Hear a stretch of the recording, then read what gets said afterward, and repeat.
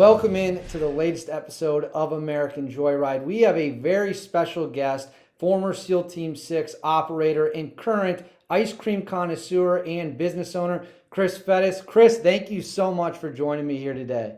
Thanks for having me, Dave. Well, look, I got to be honest. You and I, we've gone back and forth a little bit. We've gotten to know each other a decent amount before we've even come here and interview this. I'm very excited. You're a great dude, and I can't wait for the audience to kind of get to know you the way I got to know you, which is kind of the goal of this. And the first thing I want to do with that is, how did you find yourself in the Navy? I was in California where I'm from. Didn't have too much purpose going on in my life. I was taking some college classes, bouncing between some jobs. Then 9/11 happened and it sort of struck me. I came from a military family. I never had any intention on going into the military. I was more kind of like a punk skateboard kid. So my dad would have never expected me, or my parents probably would have never expected me to ever go in the military. But I think I had an adventurous spirit within me that I just didn't know how to express at that time. So it struck me. I felt something about that, and I started to think about it, train myself, and it naturally I went into the Navy only because it was the only thing that I had ever heard of as far as special forces. I wanted to do something cool. So I chose one of the things that I thought might be the coolest. Yeah, you swung for the fence when it came to the unit you wanted to be a part of. Obviously, DEVGRU, Tier 1 unit, that's as badass as it gets. Now, the one thing I know we want to talk about today is you had a lengthy career. How long were you in for? 13 years by the end of it. 13 years. That's incredible. More than a day. And how old were you when you got in? 20, I was turning 23. So if I would have stayed in and not gotten out early about 6-ish, almost 7 years ago, I'd be retiring next year. Gotcha. So the one thing that we talked about that we're going to get into is your last, I don't mission, would you call it? Yeah, mission event, your last um, time overseas in Afghanistan was a very notable mission. And I want you to kind of walk the audience through the background, lay the baseline. What was the mission? Why were you there? How did you find yourself there? Let's just start with that. So the mission was a hostage rescue and for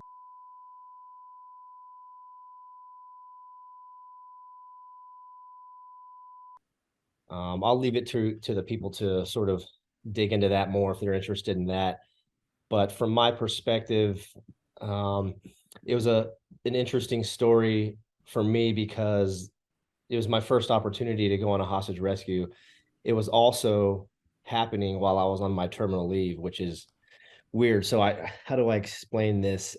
So with no ego, it's kind of like the feeling, it kind of became a joke among the team too, like, hey, you're on terminal leave, you're getting out of the Navy, but we have this thing and we need you. It wasn't that at all, obviously, but there was a reason for it, is because, it was a very surprise spin up for that mission. We actually did leave, very fast for that one. There wasn't a lot of time to hang around and get ready for it, which was pretty typical for those types of missions in the years like previous to that. So we kind of gotten used to it, but we left really quickly, and we had, I was a recce guy, so we, sniper recce type guy. So we had most of our planners, which are recce guys, out on different trips training, right? Trying to stay current. So they weren't going to be able to get back fast enough to blow out for this op. So I had a troop chief who essentially called me up. My locker was cleaned out. I had turned everything in except for a pair of night vision goggles, my primary weapon, and I had all my gear still ready for those missions for that period of standby on our cycle. So knowing that, my troop chief essentially called me up, and I was really upset because I was in the team just doing emails. They started to spin up, and I go, of course, they get to do this thing right when I go on terminal leave and I'm getting out of the Navy. So I'm back in my neighborhood. I'm running a couple of miles and I come back and my phone's blowing up. It's my troop chief. I call him back. He says, "Hey, what are the chances that you'll come in here and help us plan for this thing?" I said, "Well, of course I'll come in and help plan for this thing." And then sort of joking, I just said, and then, "Well, if I plan, do I get to go?" So he paused for a second. He said, "Actually, hold on a second." And he went to talk to the officers, and they came back on the phone. He's like, "Yeah, you're current on everything. I had done a jump trip when I came back just to sort of do a fun thing on my way out, but that allowed me to be current." So we needed a tandem guy. We needed a couple tandem guys, and all of the guys that had that qual were not going to be able to make it back in time. So we organized sort of the chalk loads. Yeah, so we blew out for this hostage rescue. I got to jump in a tandem and be sort of the point man. Real quick, for the viewers who hear these words like tandem, who have no idea what that means, Yeah, yeah. when you say that, what does that mean? There's a certain number of us that are qualified for jumpers that need to come with us for a hey-ho that are unqualified to jump with the team. So we have to have a certain number of guys that can tandem somebody in. So like a medic or a comms person or somebody outside of the main So, team. so they're strapped to you, is what you're saying. Yeah, so I Got jumped, it. guy strapped to me. Got it. Yep. Perfect. Keep going. Yep. So we did these missions. We did a couple of them. We ended up not getting the hostages for various reasons, but there was, like an elaborate tunnel system, which fast forward when we actually were able to recover those hostages, um, some of their recollection of what happened was pretty interesting. They actually heard us all above them as they were sort of stuffed down by these guys down into the tunnels. So it was really kind of strange that they were being moved around down there while we were busy clearing the village. So unfortunately, it was not a successful hostage rescue, but for me, it was the last mission. It was like a last hoorah. And some other things happened on that were very important to me, especially getting out of the Navy afterwards, and going through that. And maybe I can talk about that later, but um, there was some things that happened that were important to me because people, it's cool to talk about the hostage rescue, all of the sort of external details of that, but something happened on that mission that really affected me deeply that I didn't really think about enough while I was in. And I think that might be part of the sort of collective ego or sort of ability to put those things away that has to be within all of us in order for it to work, to sort of function as a team through some of those experiences. And one of the things that happened was, this was the Haqqani network, so they were known to rig explosives around for some of the situations where they had taken hostages in the past. So they were notorious for some of those kind of tactics. We were briefed up on this stuff, and there was a lot of intel towards this. And as we made our way into the target, there was some activity going on. There were some bad guys moving around, but we were able to sneak up on the target undetected. There was some sort of soft compromise before that. There's a lot of early warning network stuff around there, and we were in an area that hadn't been really operated in for a while. And so we could pick that apart, but there could have been various reasons, anything from hearing the aircraft, miles away to just small noises or something stirred them up to the point where at the very last minute, they were able to stuff the hostages down into a tunnel system. And when we got there, the beds were still warm. There was evidence that they were there very recently. So that was a frustrating thing for all of us to deal with. But the other thing that happened was there were 5 males in the courtyard, and our tactics were to try to minimize breaching just because there's so much dust. So you would essentially blind yourselves out.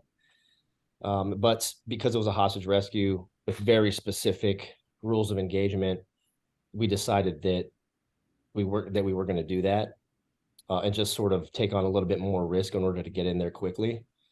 So we did do that. Myself and another teammate of mine made a very deliberate decision to eliminate the males that were in that courtyard.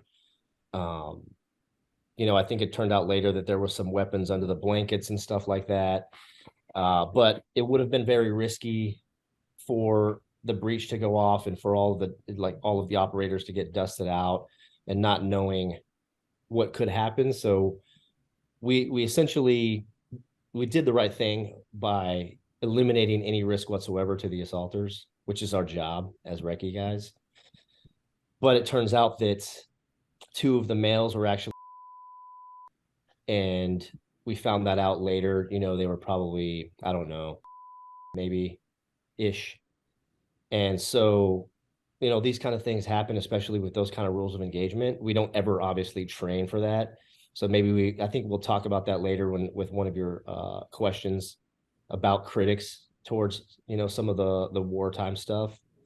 But that really, there was nothing that affected me the way that did from any of my experiences.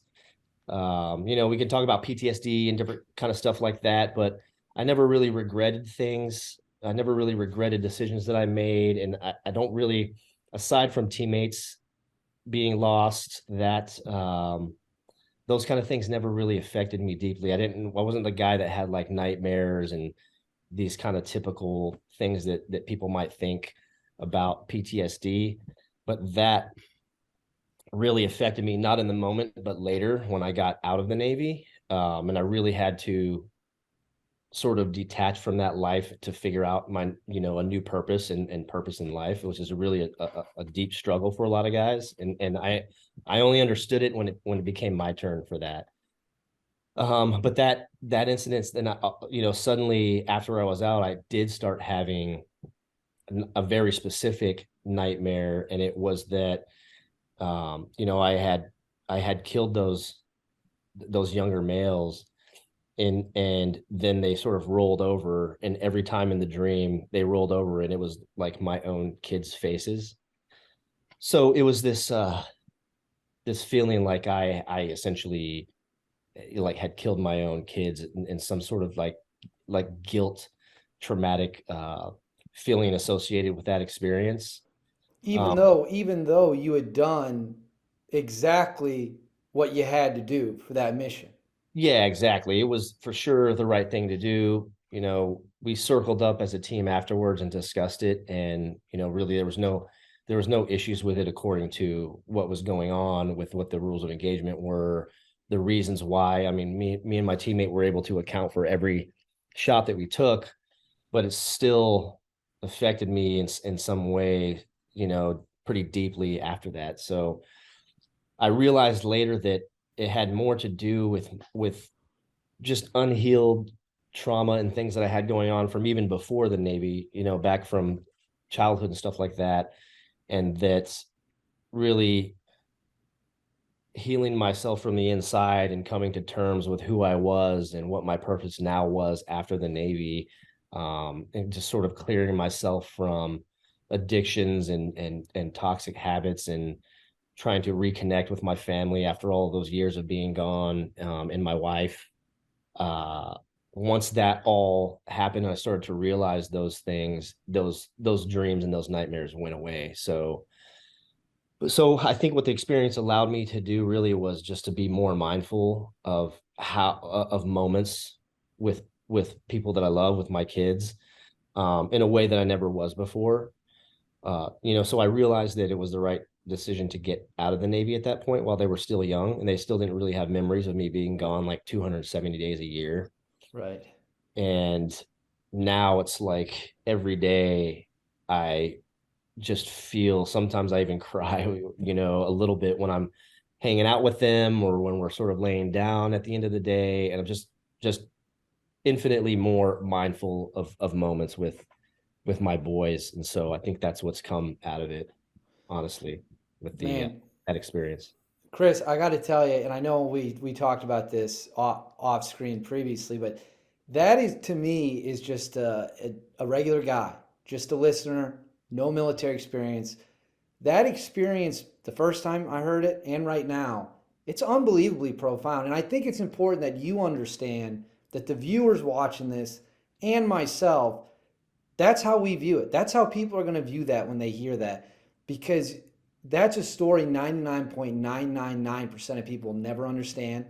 They will have no idea what it's like to go through that. And here you are courageously talking about the ups, the downs. I mean, it's nothing short of stunning. And I hope that the appreciation from the viewers is not lost on you, because I promise you it is definitely there.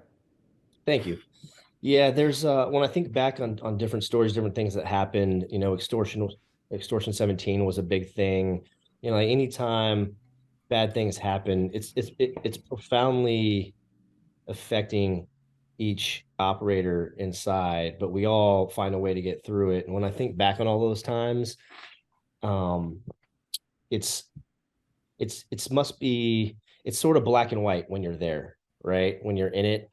And just like anything else, um, things aren't black and white. And so I think that each guy has a profound experience that they keep within themselves. And that's just one memory that I have to sort of explain how that works.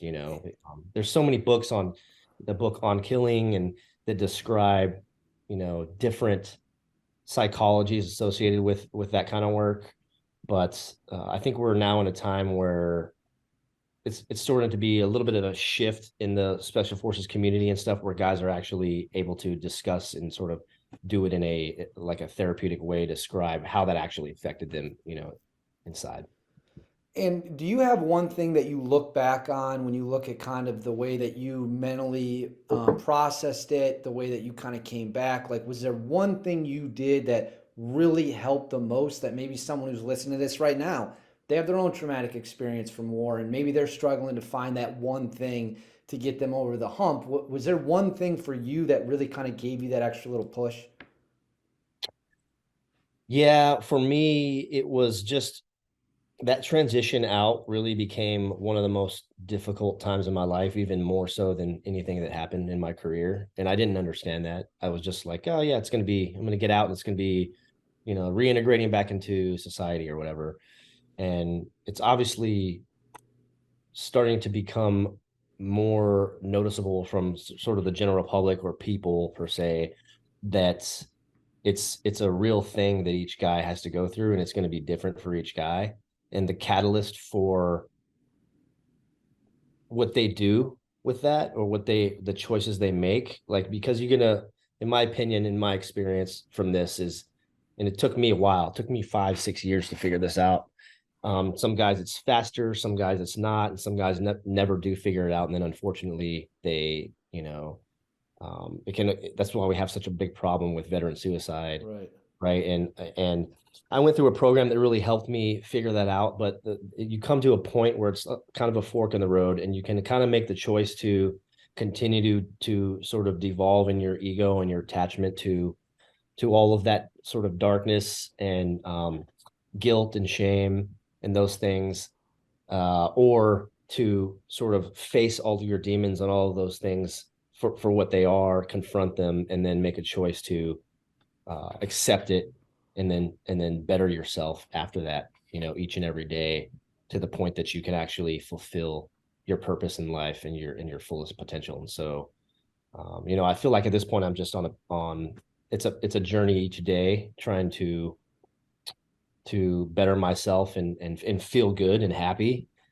And so I'm super grateful that I went through all of that struggle and was able to find a way to make that choice. Right? I mean, it's just unbelievably jarring to me sitting here listening to this, and I know people watching this are going to say the same thing and text me the same thing. And one of the things that sticks out to me when I talk to guys like you, talk to tier one guys, whether it's in the Army, the Navy, whatever it might be, is you guys have unfortunately had to witness maybe the worst savagery in modern day civilization, if you even want to call it civilization over that. I don't know. That's up for people to debate.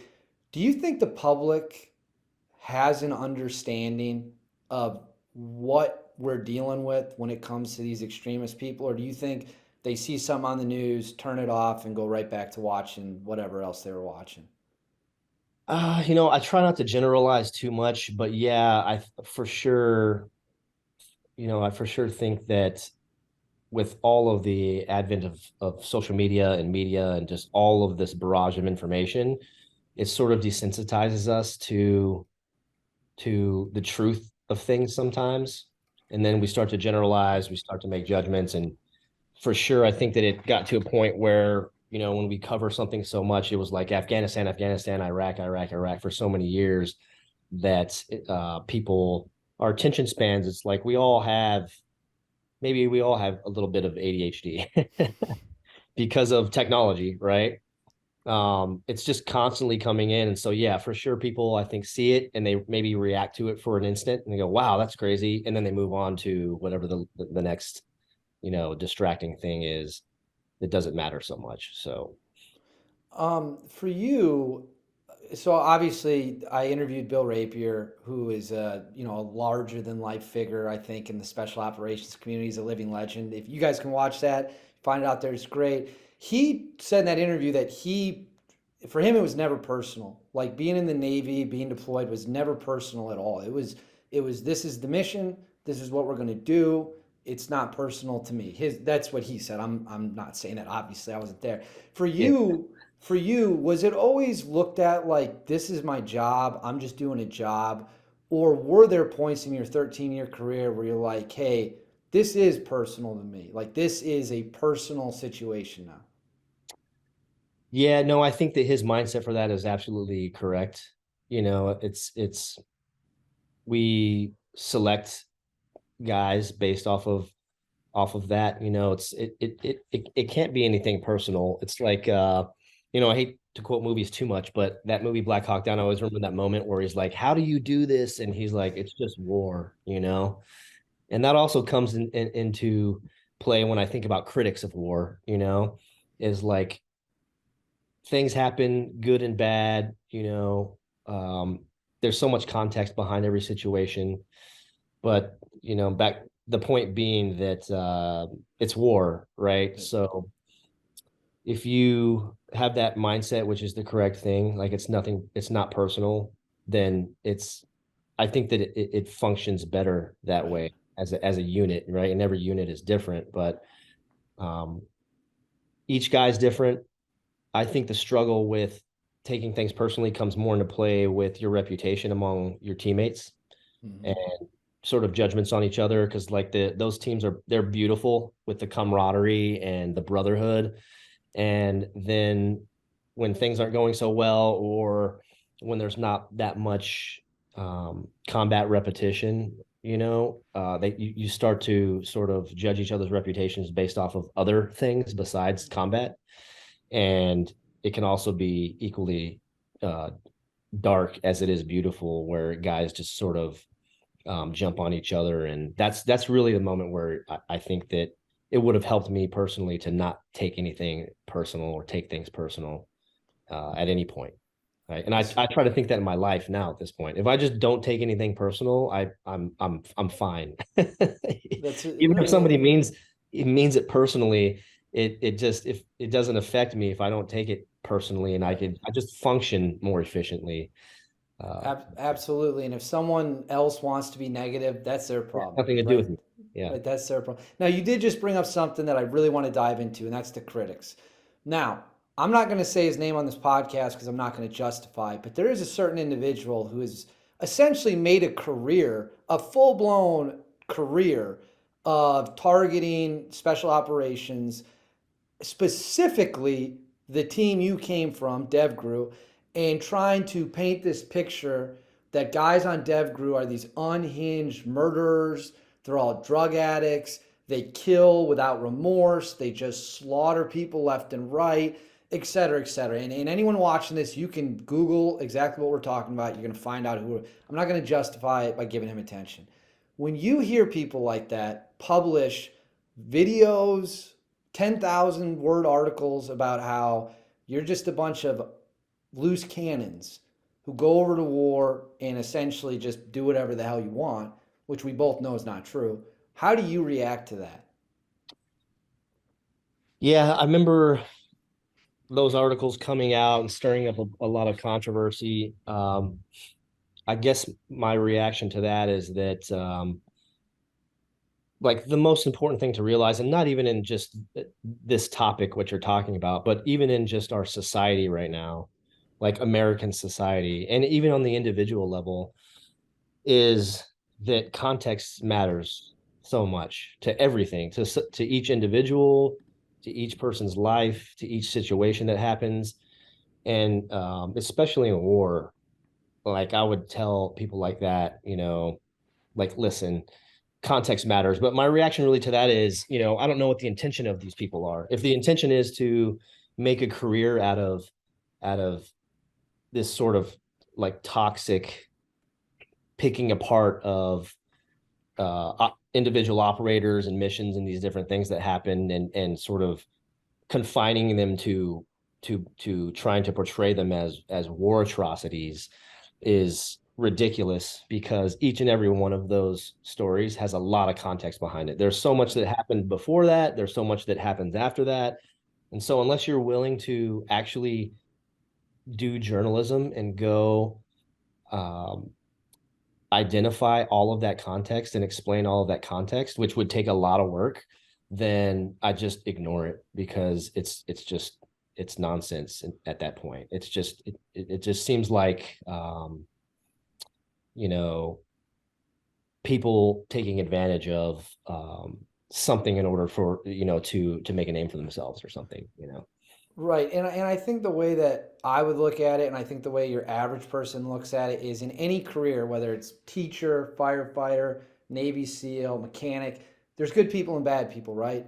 And you could Yeah, have 99% good people and one yeah, bad person. That doesn't mean that everyone else is also a bad person. yeah, But that's what sells headlines, right? Like if I can paint exactly.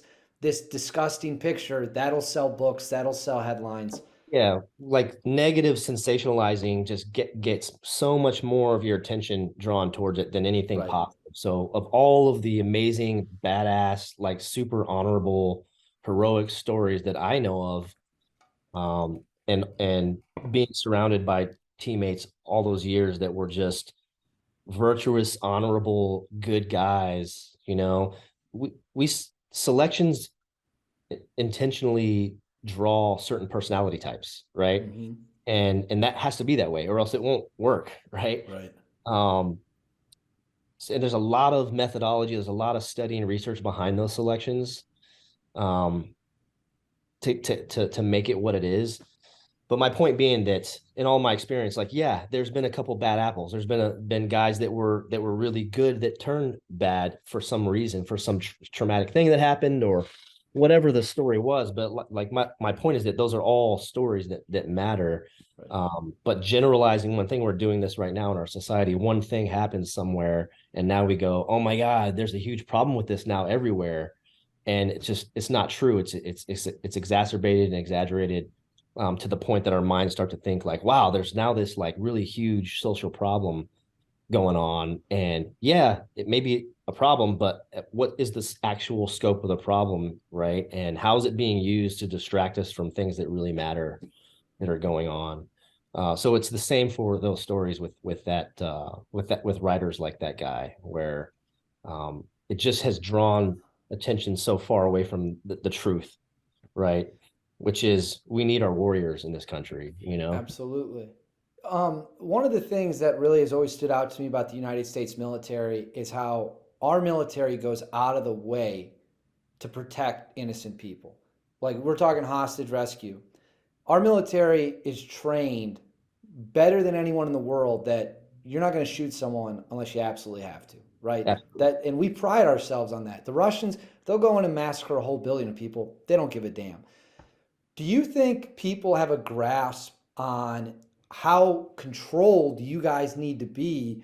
I mean, you're talking about situations where bullets are flying at you, and you still have the training, the discipline to just protect civilians at all costs. Do you think people understand the effort you guys are putting into that?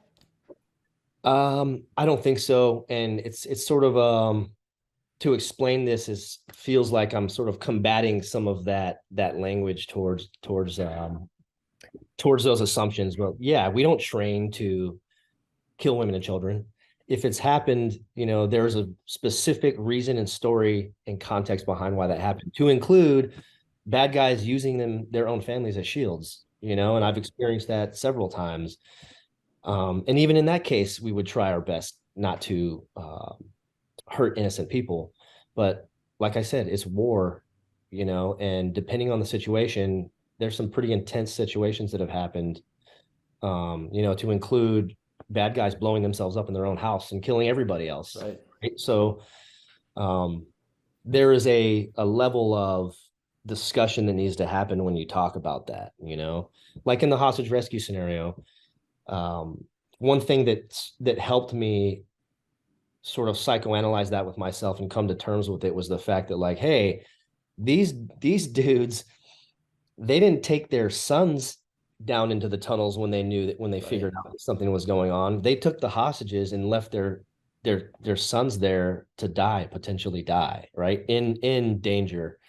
And when I think about that, I don't know, whether it's first world, third world, second world, whatever world, there is an attachment that we have to our family and our loved ones and our children that makes us human, right? And we're still nature in that way, right? We're not technology yet. Someday we might become that, right? But right now we're still nature. So when I think about that, that is something for sure I would use in a debate with somebody in the media about that fact that we have killed, women and children in some instances for some reason or something that happened. But for sure it was never intentional.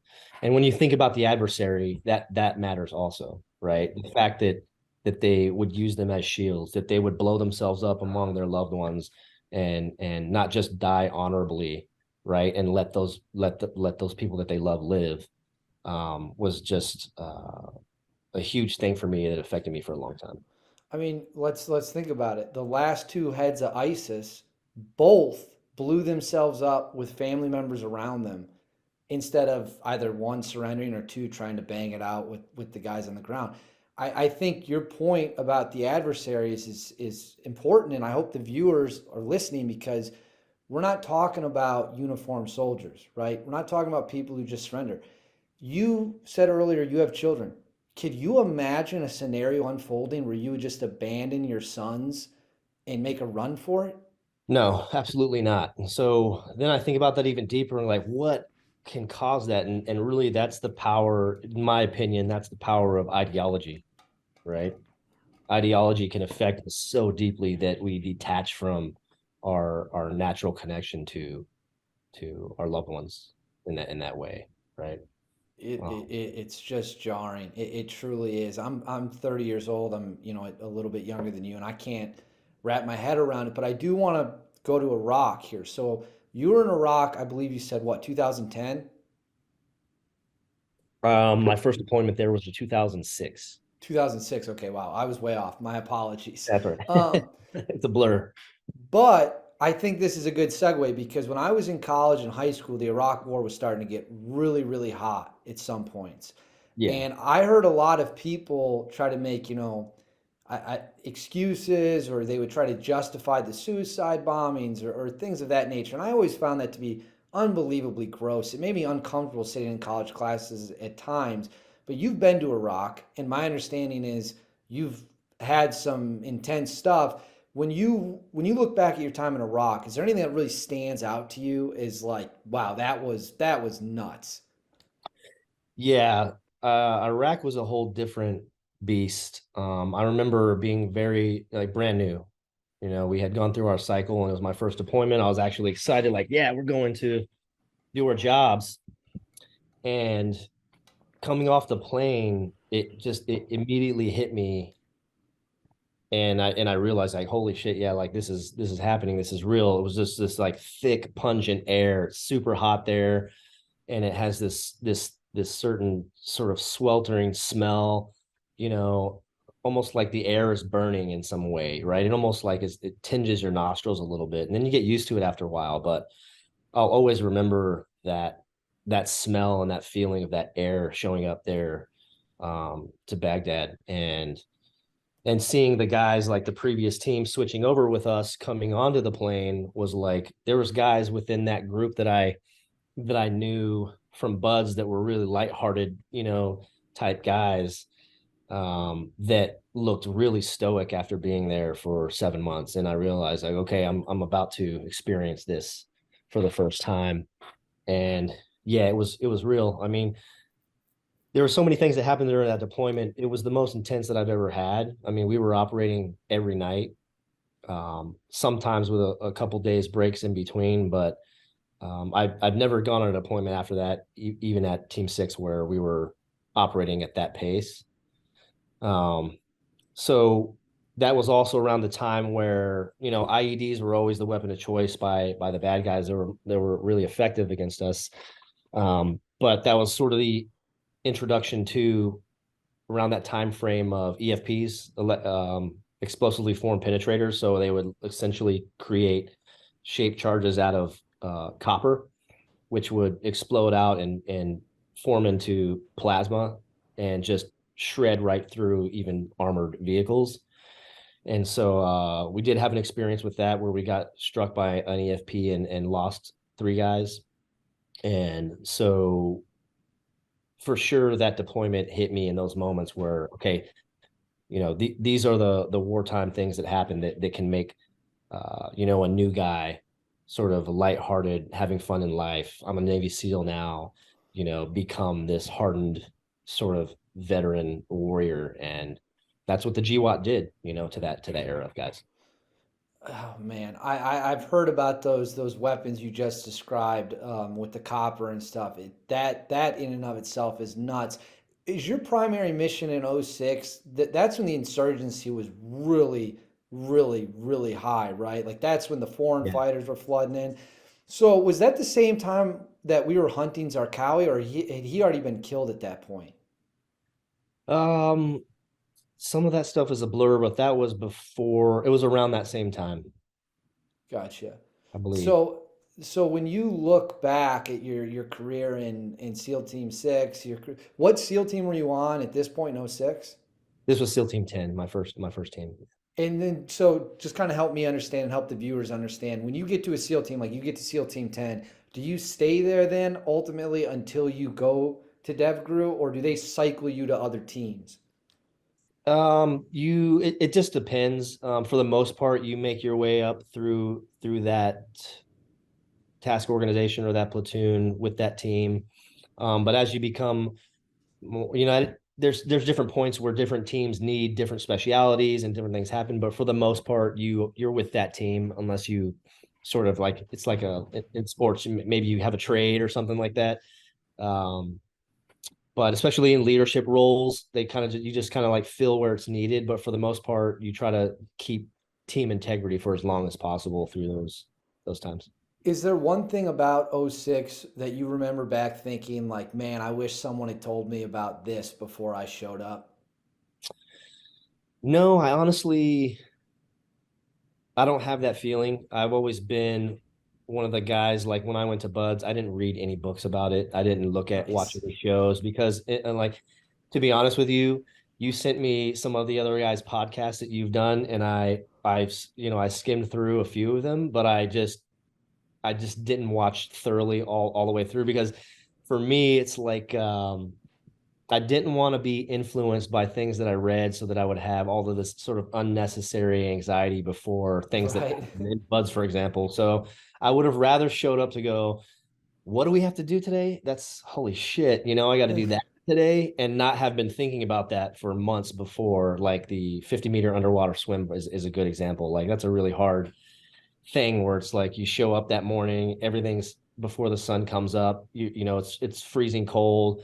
You go through this cold shower, like it's like a group cold shower. They call it decon, and you're just shivering there on the edge. And now you have to do this thing, right, where you literally just like they keep you turned around so you can hear everybody else doing it, and you can't see anything. And then when it's your turn, it's just like you turn around, and it's like 3, 2, 1 in, and you got to swim. 50 meters underwater without coming up, and essentially each dude is going to experience feeling like that drowning feeling, and then having to not come up and finish the swim. And so that's just an example of why I didn't Right. read No, that makes sense. much stuff, right? So I sort of intentionally stayed ignorant to some of it, right, and learned it as I went. I didn't know anything about Team Six or any of that stuff. So Wow, that when you lay it out like that, that makes a lot of sense. Now I do want to pivot because I know you've got some cool stuff you're doing in a lot of different sectors of your life. So I want to get into that with you now. Um, I think by the time this airs, you'll already be gone. You if you don't want to talk about it, you don't have to. But what's the deal with you doing some stuff overseas? yeah, so this past couple of years, I've really been able to sort of face my fears of the of uncertainty in a whole different way than you do when you're in the teams, and that's part of the struggle of transitioning out and finding a new purpose, right? And everyone does different things, but I essentially, quit all my jobs, a year and a half ago, and just started going like, hey, I've been planning some things and I'm just going to go ahead and go for it. So I started my ice cream business. I'm building that. We're moving into a warehouse now here pretty soon to sort of pick up the pace with the distribution of that. And then I have my own security business where we focus on active shooter and protective training and some products. We have a cool ballistic whiteboard product that's out there that will allow teachers to barricade a room shut if there's an active shooter. Because we went around and surveyed lots of teachers in schools and found out like no matter what happens, the training is always lock the door and put the kids in the corner and hope that Right. nothing happens. And we saw in Uvalde that shooter shot his way into several classrooms to kill children and people. And so me and my partners thought of this idea of this product. I'm the main trainer, so I'm the director of training. But the product is on our Instagram, Fox2 Sierra, and these boards are awesome. It's usable. It's in a form factor that fits there, so it doesn't make anybody feel uncomfortable. We all know that the general public also needs this. We saw through COVID is like some things we just need to feel safe, regardless of what they actually do. But the board actually does protect them. So it's ballistic. They can essentially, as quick as they can lock the door and put the kids in the corner, they can barricade this whiteboard with a system of pins super quickly and create like a hasty safe room. So I have those two things going on, and then the thing you're talking about, I always want to have something in my life where I'm just doing it for no other reason than to help people. And so I've gone through some experiences with some different organizations and tried some different things out. But I really I landed on a group of friends of mine called the Overwatch Foundation, and they are just doing like super awesome things to help people in need, even to include natural disasters like the hurricane in Florida. They were going down there and um, jumping on helicopters and helping people get out of shitty situations and provide medical and supplies, right? And so the mission now is a lot of soldiers in Ukraine that are literally just normal people that want to fight for their country are struggling through this conflict with no training whatsoever. I mean, I'm talking about not even basic, soldiering skills for some of them, right? All the way up to, of course, they have some military and some legit military. But so the Overwatch Foundation, we're going over there, and I joined the team. I jumped on, and I'll be participating, in the future as well to go help these guys train because we have the skills to do so and the ability to do so. So That's we're awesome. Oh, agnostic of politics or this is not for the Ukrainian government or the U.S. government. This is for people that are people of there that Ukraine, need it, right? right? Can I want to ask you a question about Russia real quick. It just came to me because you like I said, when this airs, you might already have gone or be back. I'm not sure yet. And don't say on the camera when you're going because I don't want to do anything to compromise security. Yeah, appreciate it. We were told for my whole life, and then the 60 years before that, like the Russians were unstoppable. They could steamroll their way through anyone, and it turns out that like that's not really true. Their conventional means have not lived up to the hype.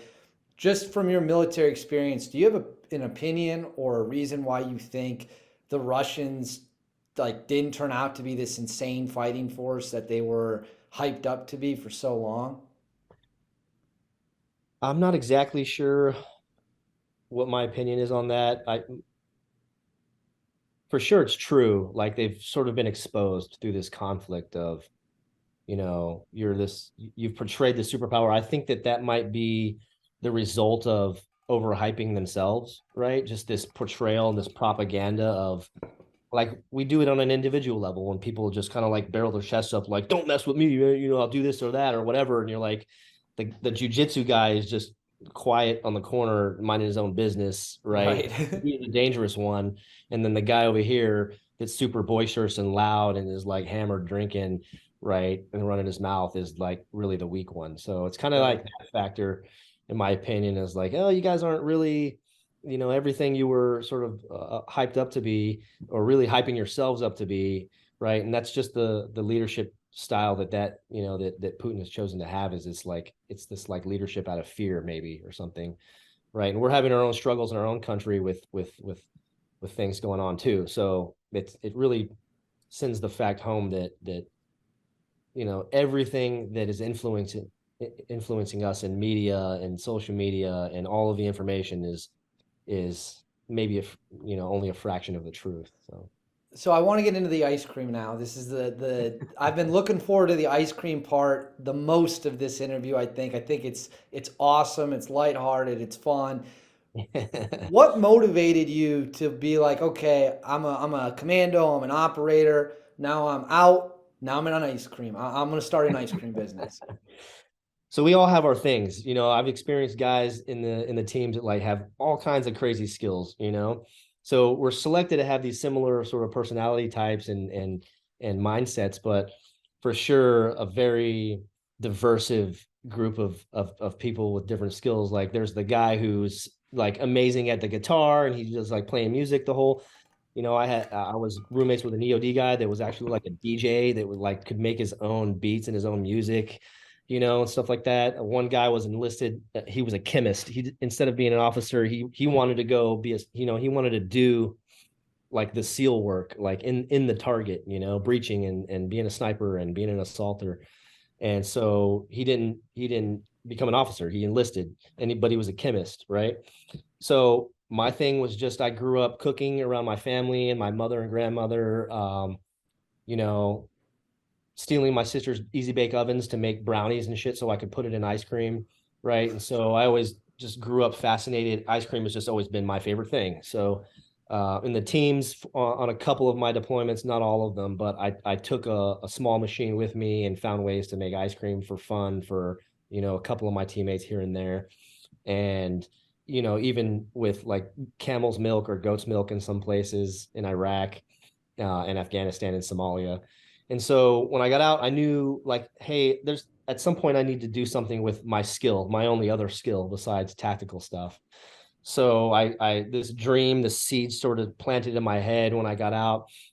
I enrolled in an ice cream school at Penn State that's been there for like over 100 years. Yeah.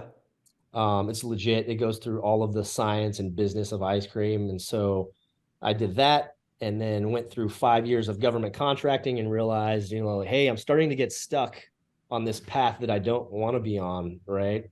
And what's my real purpose, right? And so when I finally figured that out, I just decided, hey, I'm going to just start, I perfected my ice cream formulas over all of that time, testing it out and experimenting. And so then about a little more than a year ago, I kicked it off and I was like, I'm just going to start selling ice cream. So it worked. I started hyping it up on Instagram. I did these drops and now I have this sort of local following. And now we're going to the next step and sort of spent the year building a brand, right? More than trying to make money from it. But now it's starting to turn and people are wanting more out of it. So it's good. And what's the name of the ice cream brand? It's called Be Free Craft Ice Cream. Be free. And how many flavors do you have right now? I mean, if I could pull up my folder, I have dozens, maybe 100 flavors that I've created and made. So of course, some of those will be my main flavors as I start getting into retail space here locally, right? And then my plan is that I'll always introduce some cool flavor, right? And the goal is always for it to be craft, like really craft. So if I make a strawberry based flavor, we're cooking out the flavor. I don't order flavorings, right? It's Right. really sort of farm to table as much as I can be. is the goal where someday people can get online and just order some bee-free craft ice cream and you'll ship it to them wherever they are? Yeah, so that's happening right now. So Okay. yeah, we're getting ready to launch the website for online ordering, shipping on the East Coast. I'll work on the West Coast later, but just taking it step by step and trying to build on this local following and then and sort of grow on that. The model now is more for local and eventually distribution over like what I originally thought I would just be an ice cream shop owner. But I think I want to take it a little beyond that. So Well, that's awesome. I live in Washington, D.C. So once Washington, D.C. is online and we can order yeah, for some shipping, you make sure to let me know. that's I can Um, get it to you. Yeah. yeah, that'd be awesome. I'd love to try. I see Kyle Morgan. He's had it. He obviously enjoys it. I'm sure a lot of people watching this know who Kyle Morgan is. Yeah. So no, it's cool, and it's just such an interesting arc, like a story arc of your whole life. But I'm going from Navy SEAL. I'm going to do some stuff outside the military, and I'm now going to run my own little ice cream empire. I think it's badass. Thank you. Yeah. Well, Chris, we gotta. This has been just an awesome, awesome interview, and I can't thank you enough. Like I said before, you and I, we took some time to get to know each other. I understand it's not easy for anyone to speak to the world like this. I get it. Yeah. In the media, it's not. But you are welcome back anytime you want to come on this show. Maybe we'll have you back 6 months, a year. We'll see. But you are welcome back. And Chris, on behalf of the viewers and anyone watching this and myself, I can't thank you enough. You're just an awesome dude. Thank you. Thank you, Dave. Appreciate it.